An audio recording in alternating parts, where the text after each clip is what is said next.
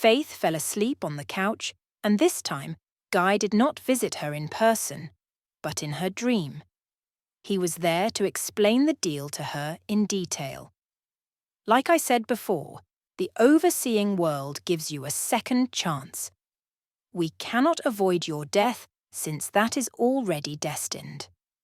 What we can do is send you to another period in which your current self did not exist for the same amount of whole years you lived in this life. Even though you lived for 18 years and a couple of months, only the whole years count, and so you would be given exactly 18 years to live from your date of arrival. 18 years down to the second of the day. I am explaining thoroughly because for this deal to be valid, the second party has to fully understand the deal. Can you confirm that you do understand? Faith, in fact, did understand him, but was in a state of confusion because she was hoping for her life to be extended for the sake of her family and loved ones and not for her sake.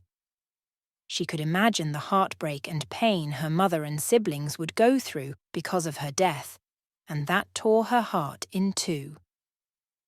I do understand, but this is not what I expected. I expected to be able to live with my family longer, but if I am going to be taken to a period of time that I did not exist in, I would still die on the 15th, right?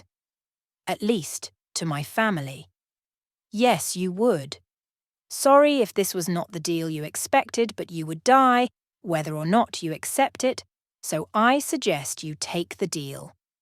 You have a choice to either travel to the past or the future, so think carefully. It took a while for Faith to answer. The fact that she was still going to be separated from her family was something she was finding hard to accept. It has always been a dream of mine to witness my parents' love story. The fact that my mother was willing to leave a rich man for a poor man all because she loved him is very impressive. So I would like to go back in time enough to witness their love. Okay, perfect. I will take you 18 years before your birth, so you will witness that and a lot more. I will be here to pick you up on the 15th. See you then, and I know it is hard, but enjoy your last couple of days with your family. Before you go, I have one quick question. How are you able to take people to time periods that have already passed or that are yet to happen? It just does not make sense. Ugh, the human mentality is so limited. To mortals, time exists in a line. Even though you cannot see the start and the end of that line, you think you are at one point on the line, and yesterday you were at a point to the left, and tomorrow you will be at a point to the right. But that is not how time works. Time exists in a circle. All points of time happening simultaneously. The journey we will be taking on the 15th is already happening, but at a different point. The meeting we had at the hospital did not already happen, but is happening right now at a different point in the circle. Everything is simultaneous. So my job is to take you from one point to another. Anyway, let's not give your little human mind a headache. Get some rest because you have an important journey ahead of you. Faith was insistent on going back home immediately to be with the rest of the family that Sandra had to contact Jamie again to sponsor their return ticket to the Salem continent and share. It was the night of the 13th when they finally got home. At the request of Faith, the whole family spent the night in Faith's parents' room. Faith's parents, half-siblings, and Max's children and wife occupied the queen bed and the quilt-covered floor of the bedroom. Everyone tried to please Faith, and even her parents, who were mad at each other, were tolerant of the other for the sake of Faith.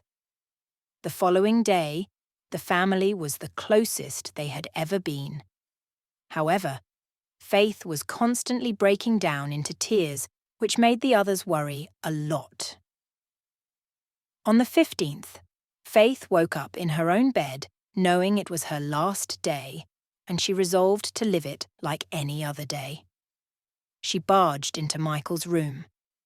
"Happy birthday, 20-something-year-old!" She never bothered to remember her siblings' ages. She jumped on him and pulled the bedsheet off of him. "Make me some eggs." That is a lot of energy. Seems like you are already feeling better and on your way to a full recovery. These doctors never know what they are talking about. Even though I hate it when you order me around and hate it more today because it is my birthday, it is great to see you active, so let's make those eggs. Little did Michael know that Faith just wanted to have his eggs for the last time, and little did he know it was going to be the last time he woke up happy on his birthday. Every other year, it would remind him of his sister's death. Faith suggested that the family play a game of Monopoly, or Uno, so they settled on Monopoly.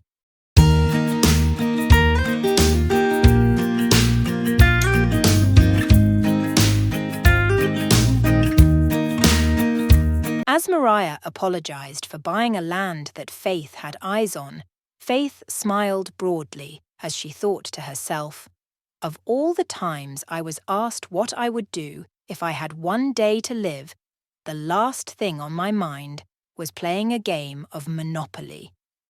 Why is she smiling like a fool? I just took the land she wanted," Mariah exclaimed in surprise. The game ended fast when Faith started to clutch her chest and groan uncomfortably.